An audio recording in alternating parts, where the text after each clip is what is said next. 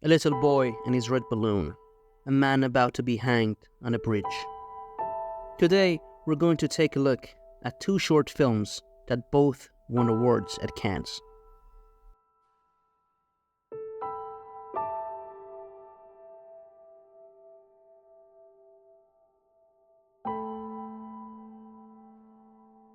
The Red Balloon.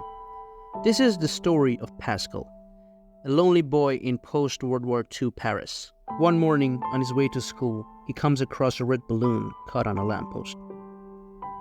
Pascal frees it, and it's like fate brought them together. But what makes this balloon so special? It almost feels like the balloon can't think for itself. It follows Pascal around, never leaving his side. But this friendship, it's not something the rest of society understands. Pascal isn't allowed to bring the balloon on the bus. He can't take it into his house. And people on the street give him strange looks, cold, confused stares. Why?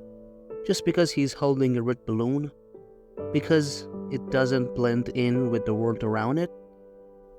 Maybe because real joy, true joy, is something people have forgotten how to recognize. This red balloon becomes a symbol of rebellion, right in the middle of a grey, lifeless Paris. And despite everything, it keeps following Pascal. Even a stray dog tries to attack it. But for Pascal, this balloon is more than just an object. It's the friend he never had. It's hope, something to fill the emptiness inside. And for the balloon, it's found a kindred spirit. A soul just like its own, innocent, pure. Pascal's spirit hasn't yet been broken by the world around him, and the balloon seems to sense that. But of course, that kind of connection sparks jealousy.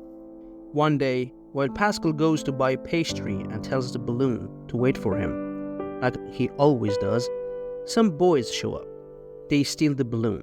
One of them hits it, another kicks it to the ground, and in the end, driven by envy and spite, they destroy it. But just when it seems like all hope is lost, something magical happens. Balloons from all over Paris rise up and comes to Pascal's side.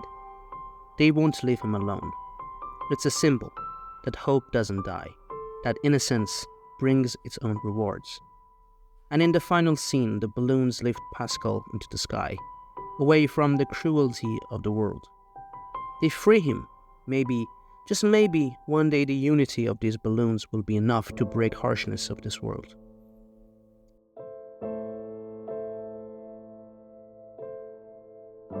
The red of the balloon stands for the warmth of life, a color that's missing from the post-war Paris. Just like the girl in Schindler's List with the red coat. The balloon is full of life, just like Pascal, and the society around them the exact opposite. Both Pascal and the balloon are out of place. Both are rejected, but neither one is willing to be shaped or defined by the world around them. The Red Balloon is a story of friendship and hostility, of loneliness and connection, of imagination and reality. A story about a child who, despite all his sorrow and solitude, finds himself soaring, surrounded by balloons full of hope and dreams.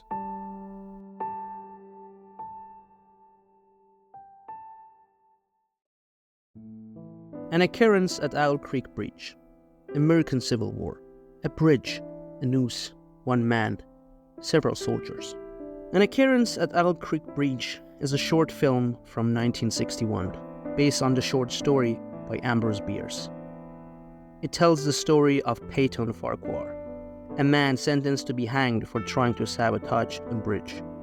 Right before the execution, we see flashes of his family in his mind. His pocket watch is taken away, a reminder that his time has come.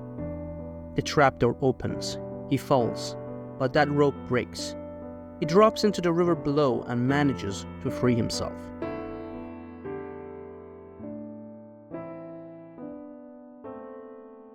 The current carries him away from the soldiers shooting at him. We watch as Peyton begins to notice the world around him, the trees, the insects, like a child seeing everything for the first time. Eventually, he escapes the river and runs. He runs all the way home. He sees his wife. He's just about to embrace her, and then it all fades. Peyton was never freed. The rope never broke. He never escaped his fate.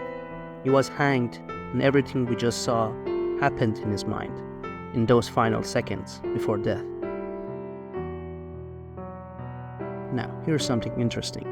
In the original short story, it's revealed that a Union spy tricked Peyton into trying to destroy the bridge. And it's the Union soldiers who later capture and hang him.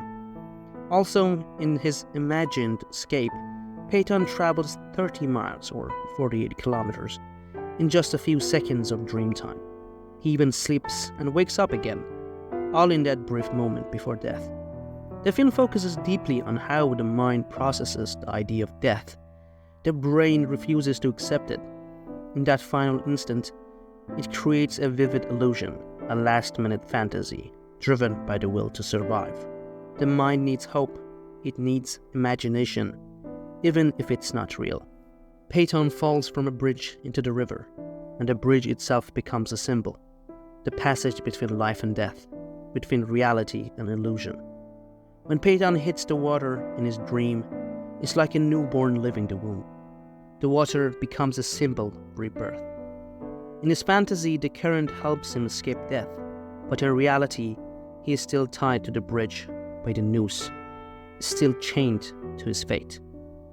That rope is the boundary between falling and rising, between the end and a second chance. And for Peyton, that rope never breaks. It's the fear of death that pushes the human mind forward. So now, I want to ask you something.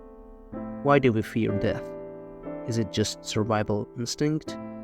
Or is it the fear of nothingness afterward? Let me know what you think. Leave a comment below.